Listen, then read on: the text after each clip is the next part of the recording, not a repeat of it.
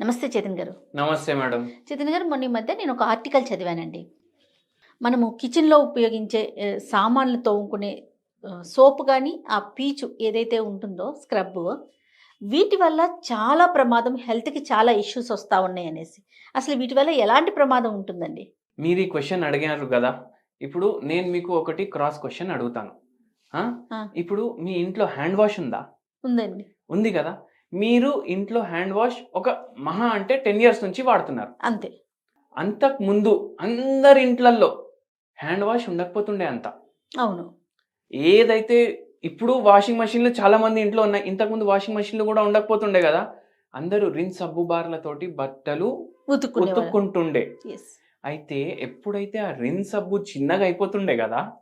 దాన్ని మనం hand wash లాగా వాడుతుండే. ఆ! గుర్తుందా మీకు? ఆ! అండ్ ఇప్పుడు మనం ఏంది లిక్విడ్ హ్యాండ్ వాష్ వాడుతున్నాం. వాడుతున్నాం. అవునండి. ఎప్పుడు? అరే! మా పిల్లలు అమెరికాలో ఉన్నారు. వాళ్ళు వస్తారు. హ్మ్. వాళ్ళు వస్తే రిన్ సబ్బుతో వాష్ చేసుకుంటాడా నా కొడుకు? చేసుకోడు కదా! లేదు. హ్యాండ్ వాష్ తెప్పి అట్లా చాలా మారినాయి చాలా ఇంట్లల్లో. అవును. అవునా కాదా? అవునండి. అందరూ ఒక ఎక్స్‌పెరిమెంట్ చేయండి. ఆ! చేతులు వాష్ చేసుకోవడానికి లిక్విడ్ సోప్ వాడతారు కదా! లిక్విడ్ సోప్ వాడినప్పుడు లిక్విడ్ సోప్ తీసుకొని అప్లై చేసుకోండి. దాని తర్వాత మీరు వాటర్ కింద వాష్ చేసినాక మొత్తం వెళ్ళిపోయినట్టు అనిపిస్తది కదా! జనరల్‌గా మీరు ఎట్లా వాష్ చేస్తారో అట్లా వాష్ చేయండి. ఎక్కువ రుద్దకుండా జస్ట్ నార్మల్ ఇట్లా వాష్ చేసుకొని జరిగిపోతాం అవును. బేసిన్ దగ్గరికెళ్ళి. అవును. దాని తర్వాత చేతులు డ్రై అయ్యే ముందు మీరు ట్యాప్ బంద్ చేసిన తర్వాత ఇప్పుడు మీ చేతులు ఇట్లా రుద్దుకోండి. రుద్దుకుంటే మీకు మొత్తం బురుగు కనిపిస్తది చేతిలో. ఆ! దాని అర్థం ఏంది? సబ్బు మొత్తం పోయింది మనం అనుకున్నాం. ఆ! కానీ కానీ సబ్బు అట్లనే ఉందా లేదా? చేతిలోనే ఉంది. చేతిలోనే ఉంది. ఒకవేళ సబ్బు పోతే అంత బురుగు రాదు. ఓకే.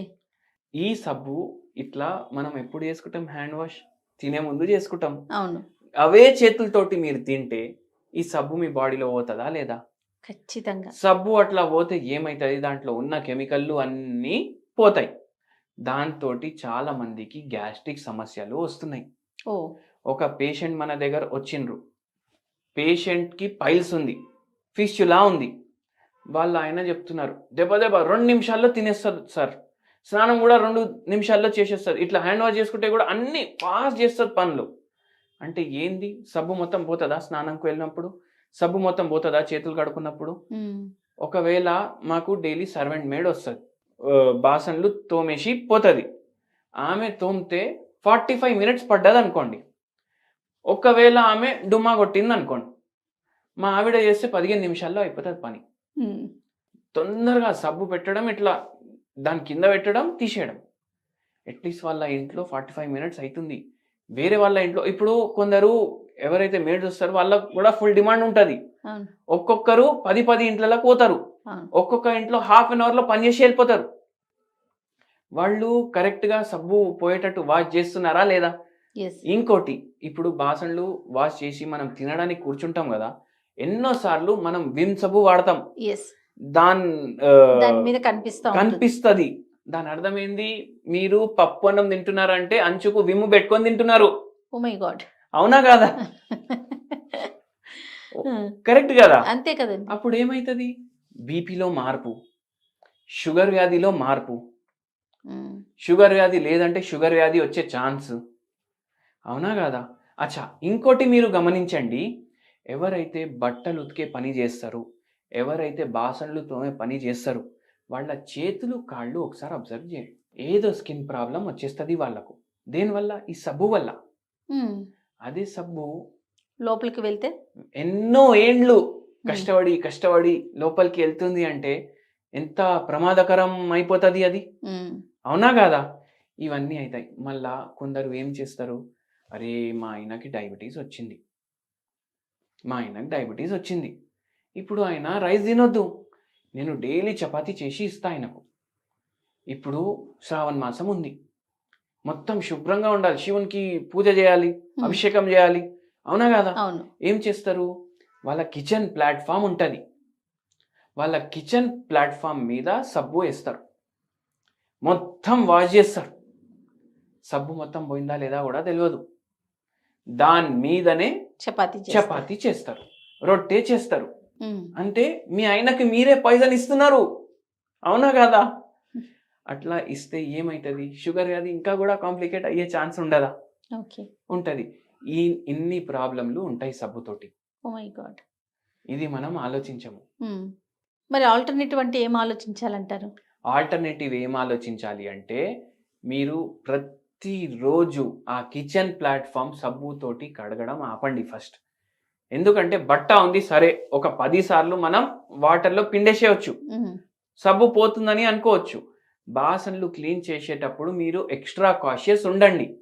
ఒకవేళ బాసన్లలో మీరు ఎట్లయినా బాసన్లోనే తింటాం, థాలీలో తింటున్నాం అంటే అది కూడా బాసనే. దాంట్లో మీకు ఇట్లాంటి మరకలు కనిపిస్తే సరిగా వాష్ చేసుకోండి.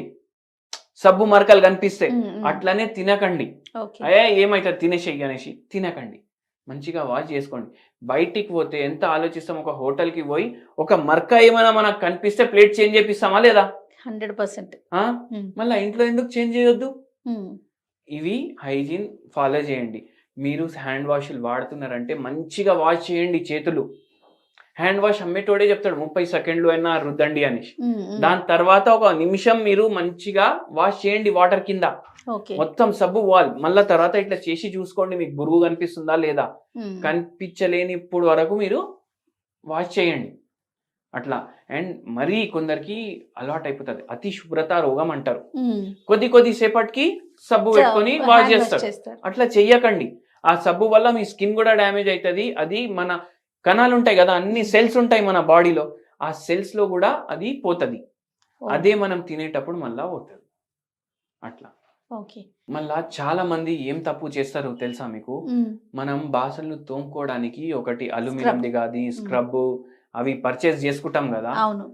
మీ పిల్లలు LKG నుంచి 10th వరకు వచ్చేస్తారు, అప్పుడు వరకు గదే ఉంటది మీ ఇంట్లో. కరెక్టే కదా మేడం, ఇవి మార్చారు ఎవరు? టూత్ బ్రష్లు, మళ్ళా ఈ స్క్రబ్లు, ఇవి ఎప్పుడు కోంబ్లు అయితే ప్లాస్టిక్, అది ఇంకో సమస్య అది.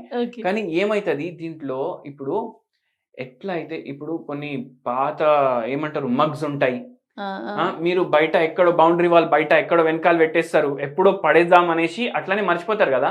అట్లా 2-3 ఇయర్స్కి ఆ మగ్గు అట్లనే పెట్టి ఉంటుంది అక్కడ. అది వెళ్ళి ఒకసారి జస్ట్ తీసుకొని ఇట్లా ప్రెస్ చేయండి, ఈజీగా బ్రేక్ అవుతుంది. అవును.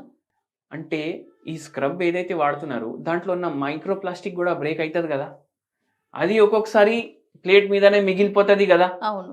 మళ్ళా దాంట్లో ఫంగల్ ఇన్ఫెక్షన్స్, బ్యాక్టీరియల్ ఇన్ఫెక్షన్స్, ఇవన్నీ ఫంగస్ కి గ్రోత్ ఎప్పుడు అవుతుంది, మాయిశ్చర్ ఎప్పుడు ఉంటే అప్పుడు అక్కడ అవుతుంది. అవును, అది కూడా అవుతుంది. మీరు అవే వాడుతున్నారు రెగ్యులర్, అట్లా వాడకండి.